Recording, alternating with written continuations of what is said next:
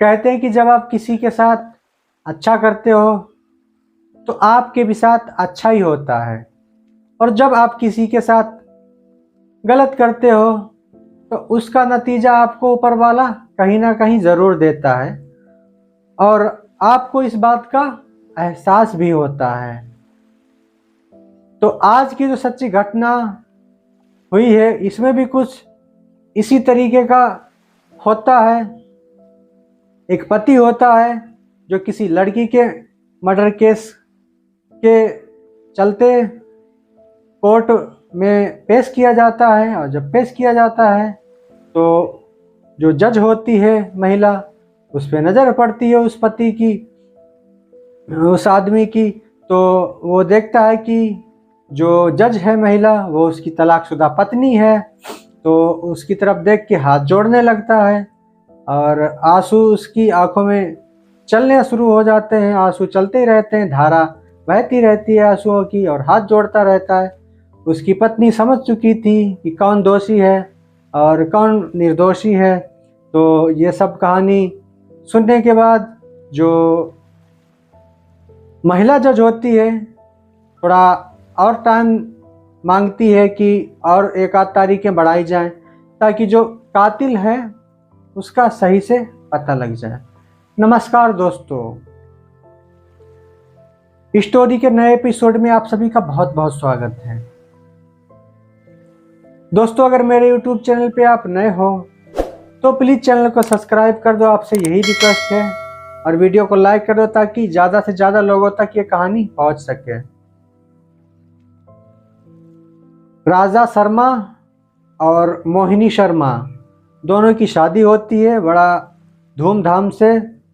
राजा शर्मा और मोहिनी शर्मा, जब ये मोहिनी शर्मा जाती हैं अपनी ससुराल, सब कुछ ठीक ठाक चल रहा था, और जो इनका पति होता है राजा शर्मा, मोहिनी शर्मा को आए दिन टॉर्चर करता था, और उसकी जो फ़ोटो खींचता था उसको दिखाने के बाद टॉर्चर किया करता था।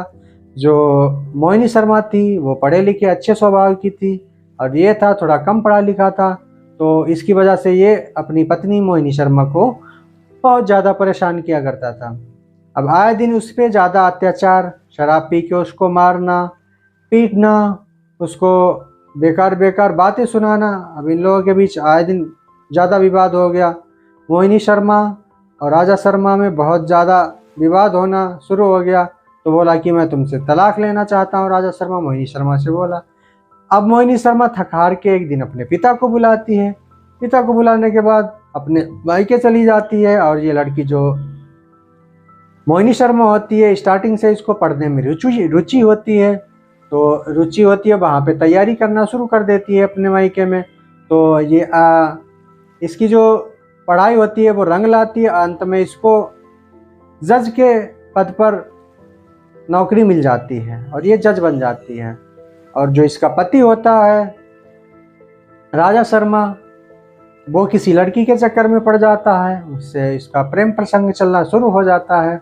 तो राजा शर्मा जो होता है जिस लड़की से प्रेम करता था, उस लड़की का अचानक से कोई मर्डर कर देता है। मर्डर करने के बाद जो लड़की के माता पिता होते हैं वो राजा शर्मा के खिलाफ एफआईआर दर्ज कराते हैं, और उसकी जो कॉलिंग डिटेल होती है वो निकलवाते हैं, सारी डिटेल निकलवाते हैं फ़ोन पे। उसको दोषी ठहराया जाता है, उसको 2 साल की सज़ा हो जाती है।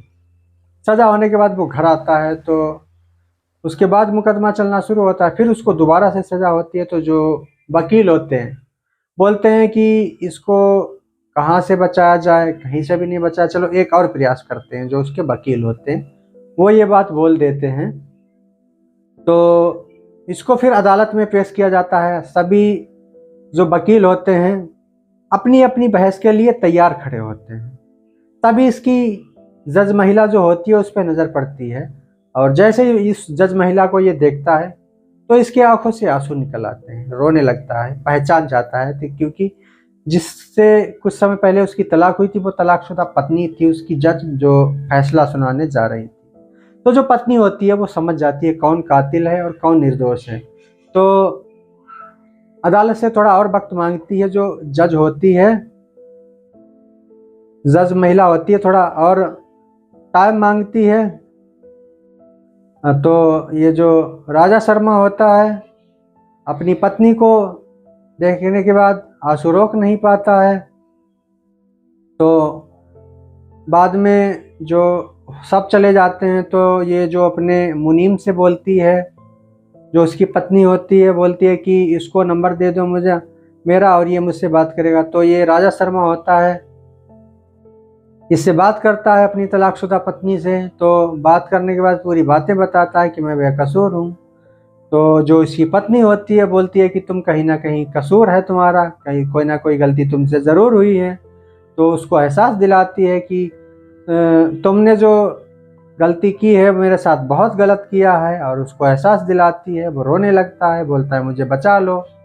तो वो बोलती है बचा तो लूँगी मैं, दोबारा तुम ये बात किसी को शेयर नहीं करोगे कि मैं आपकी तलाकशुदा पत्नी हूँ और आपके साथ रहूँ। तो ऐसा ही करता है। जो उसकी तलाकशुदा पत्नी होती है उसको बचा लेती है। बचाने के बाद फिर जो होता है उसका पति राजा शर्मा उसको बोलती है कि तुम दूसरी शादी कर लेना और मैं आपको बचा दूंगी। तो गाइस, इस कहानी को लेकर आप लोगों की क्या राय है कमेंट करके मुझे ज़रूर बताइएगा। कहानी अच्छी लगी तो चैनल को सब्सक्राइब और प्लीज़ वीडियो को लाइक करिए। आज की कहानी यहीं पे ख़त्म करते हैं, मिलते हैं एक नई कहानी में। जब तक के लिए जय हिंद, वंदे मातरम।